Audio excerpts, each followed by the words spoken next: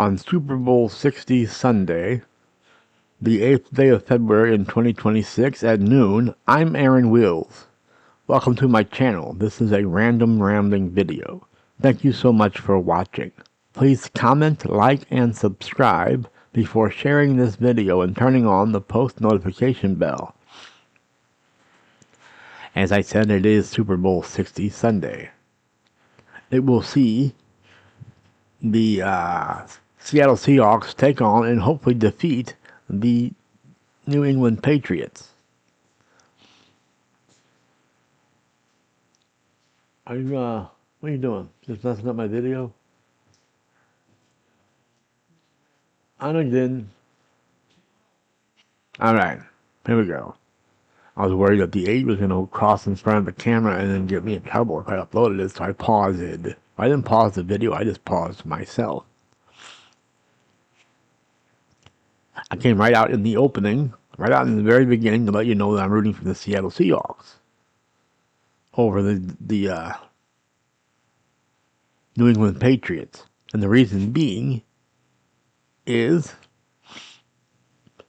the Patriots back in the DZ for Sheezy early 2000s beat in Super Bowl whatever, I don't know what it was, beat my highly favored and beloved Rams.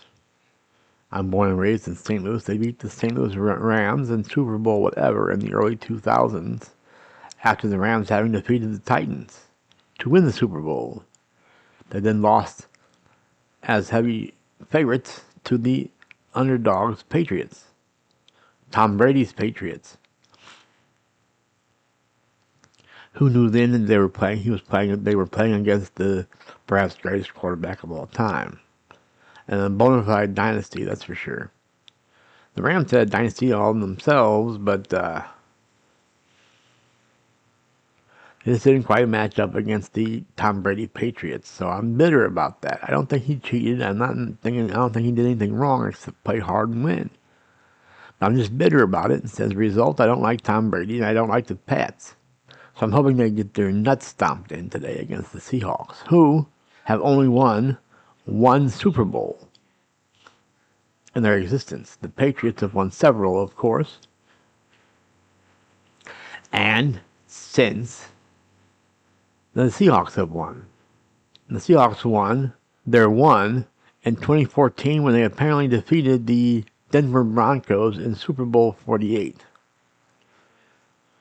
Today being Super Bowl 60, the New England Patriots versus the Seattle Seahawks.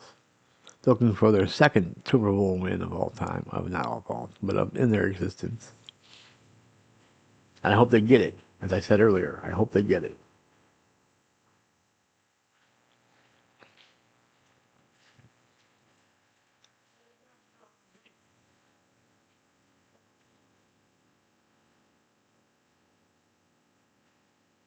All right.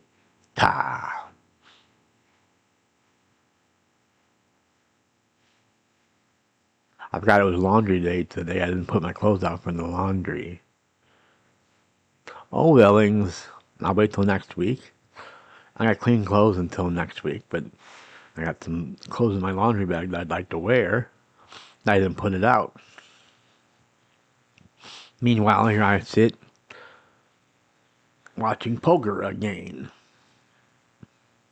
I had my friend across the hall, my former roommate, now my across the hall neighbor, Patrick, bring out my poker tabletop and lay it out on my bed for me as we wiped off all the mouse shit off of it.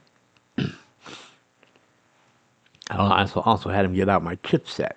I'm feeling so bad to play poker that I had to play with the chips, and then I would deal out myself a hand against a phantom hand against my opponent, and then I would decide then I'd put out the flop and the turn of the river, and then I would decide if I feel like I have the stronger hand or the weaker hand, just randomly. You have more information when you're actually playing. You get information from what they bet and how they react to the flop, how they react to the turn of the river. You get more information, but sometimes you just have to figure the odds of your opponent having you beat in certain situations. Again, you get more information about how they feel about their hand by what they bet and how they react to your bet and so on and so forth.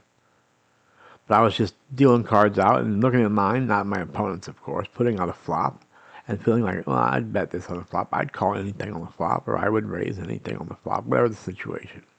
I actually dealt myself a royal flush doing that. So it was pretty easy after the flop. I flopped the royal flush. So it was pretty easy after the flops to know that I would call anything. The hard part about having the nuts and playing Texas Hold'em poker is that you have to be able to get as much value out of your hand as you can. You have to get as much money out of your hand as you can. You got plenty of value in your hand already if you have the nuts. You have to get as much money out of having the nuts as you can. And it's hard. You have to bet either enough to make them think you were, not too much make them fold, but an amount to make them think you're bluffing and have them put it in with a weaker hand. I mean, everything's weaker than the royal flush. And if you have the nuts, every hand's weaker than your hand. So you have to figure out what your opponent's holding. If you want him to call with the weaker hand, you have to figure, well, what can he call with it, what could he have and what could he call? You have to figure that out when you got the nuts. It's hard, though. You don't want to push him out of the pot. Sometimes betting too much looks weaker playing Hold'em. So you might want to just move it all in and hope he calls, make it look like a bluff, and hope he just thinks he's got his two pair up against zero. He might put the money in. He or she, of course, they allow females to play Hold'em. Unfortunately, I always get my nuts cracked open by females.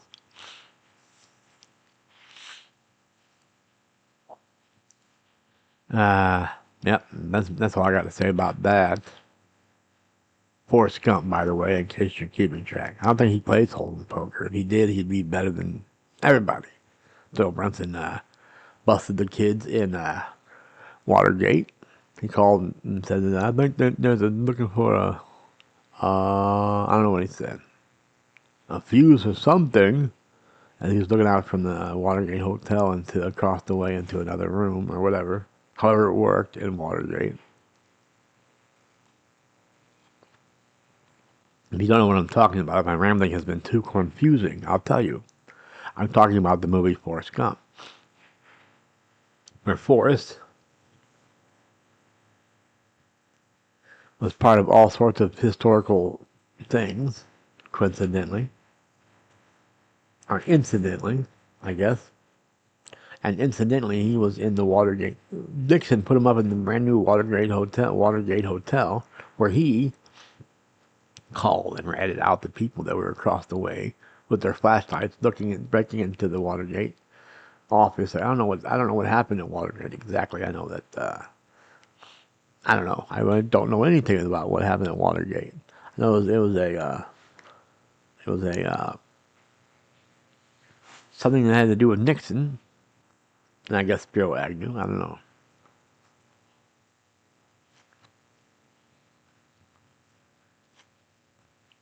I'm sorry. I'll shut up now. I need to shut up, and I will shut up. I'll shut up now. How long has it been?